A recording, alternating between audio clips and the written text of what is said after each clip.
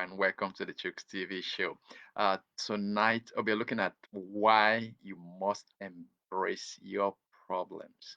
Somehow, the the mention or hearing the word problem rings in negative in our mind, but I want to, with this show, help you to change your view, your perception about the word problem, so that it actually becomes something that you are going to lean toward.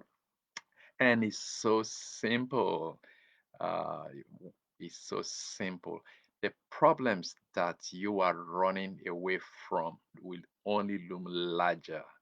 And the longer you delay from facing your problems, the more miserable your life actually gets. And so the solution, when it is your problem, the solution is not to run away, not to wish it away, not to deny it, but to realize that this problem is there. It is real. So acknowledge it and begin to face it. Why do you need to do this again?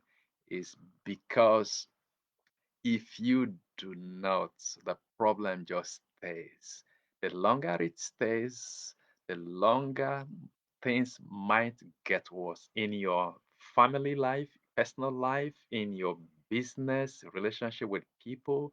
Sometimes there is uh, a behavior that you see that is not helping the organization, that is making other people, for example, when you have a staff that keeps coming late, like cancer, it just begin to spread. And if you don't have the courage to deal with it, you just might lose your organization. The performance just gonna go. People begins to follow suit because people read what the management, what the owner rewards, or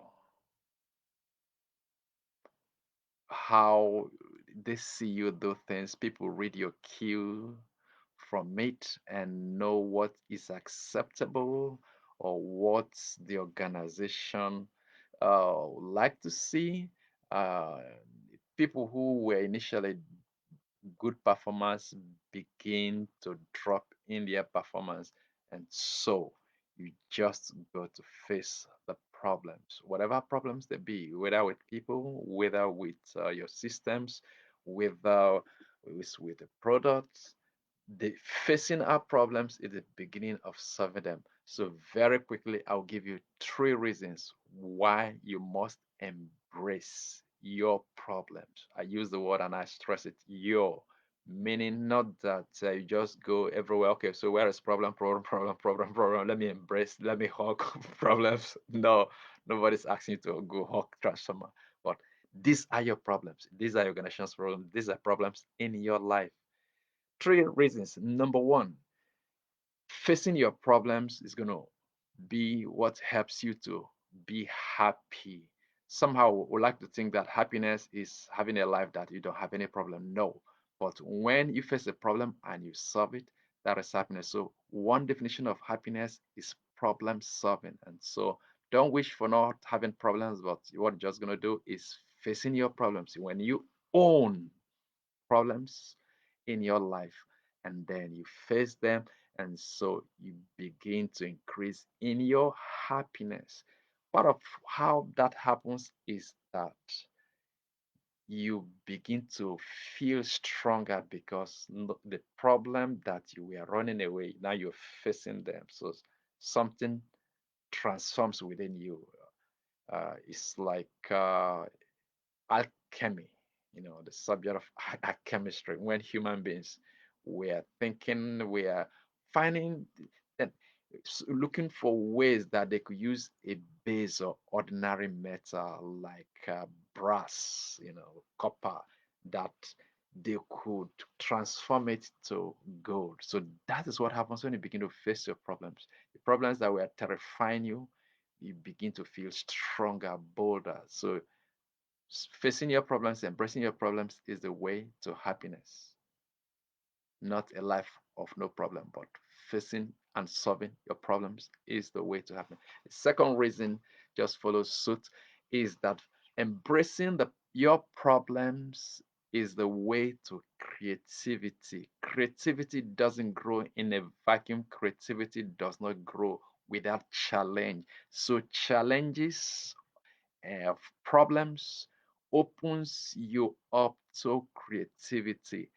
There are potentials that are in you. There is a lot that you can bring forth, but it is problems that act as catalysts to to precipitate, to make happen the creativity that is already in you. And so problems is like the weight that the weightlifter uses to build his muscle. So that is what problems are. They exercise your creativity muscle. So embrace your problems, and you could actually begin to see your problems as gifts.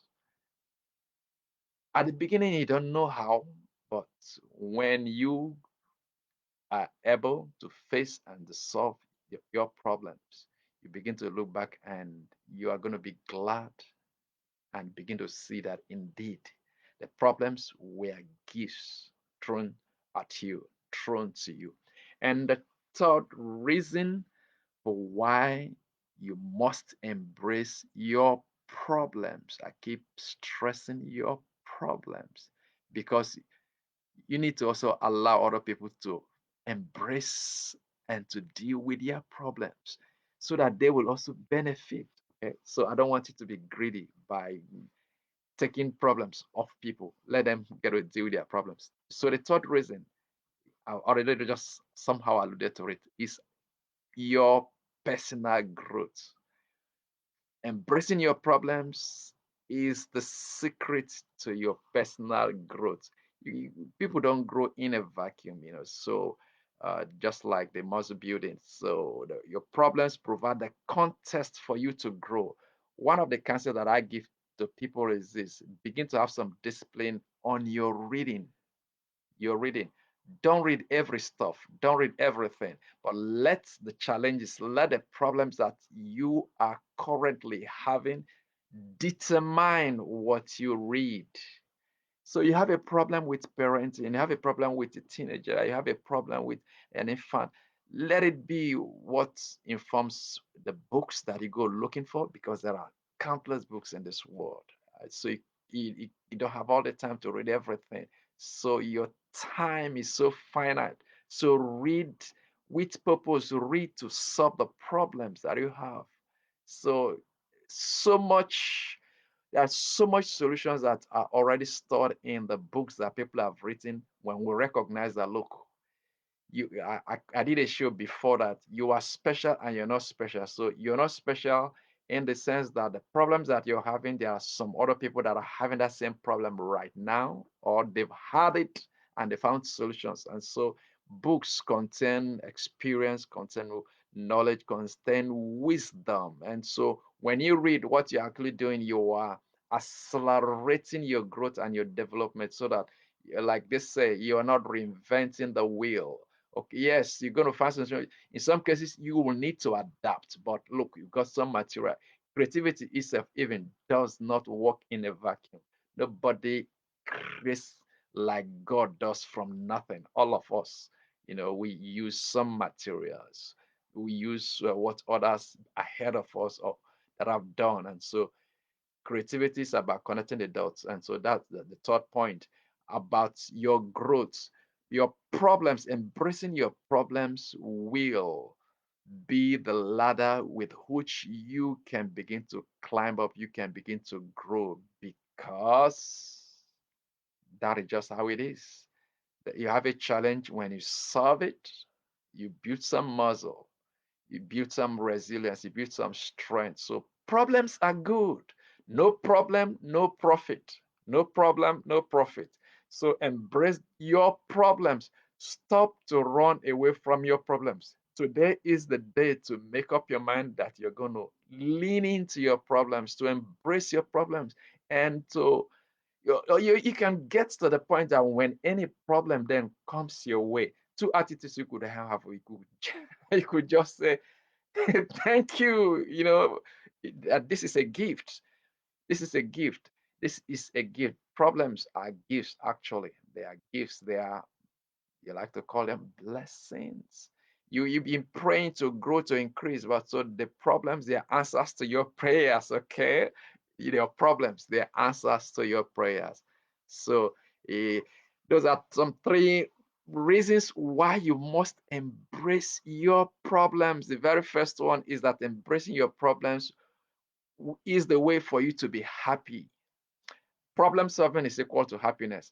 Then the second one is that when you embrace your problems, then you begin to grow in creativity. Creativity, problem solving, creativity. The girl, so I do understand. Yes, there's some part of creativity that is not about problem solving, just brand new things, but there is some creativity also involved in problem solving. So when you embrace the problems in your life, then you unlock creativity that is already in you. Everyone is creative.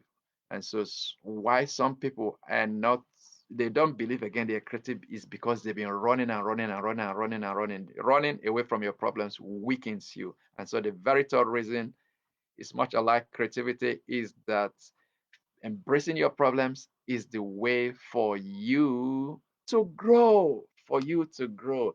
Just like we walk, the child that begins to learn to crawl, to begin to stand and to walk. All these things don't happen in a vacuum. So the resistance, we're always having to work against the resistance. The resistance helps us to move forward. So when you begin to go against the problems, face your problems, deal with them, and so those three things will happen. There are other reasons. I will take second part of this show tomorrow. Further reasons why you must embrace your problems. So those are the three. Number one, embracing your problems helps you to be happy. Number two, to be more creative. And number three, for you to grow personally, for you to grow professionally, for you to grow in your family life, in your relationship, in your business, in soft skill, in hard skills. When you deal with difficult or like uh, you want to call it, deal with special people. It's challenging, somebody who tries to make you get angry, but if you then look at it and look, this is opportunity for you to grow, and then you find that, look, you become more patient, you become more gentle, you become a better human being. So you've grown, you go. So I've come your way again tomorrow. Think through this and zero in. So what problem have you been running away from? So what problem are you going to embrace right now?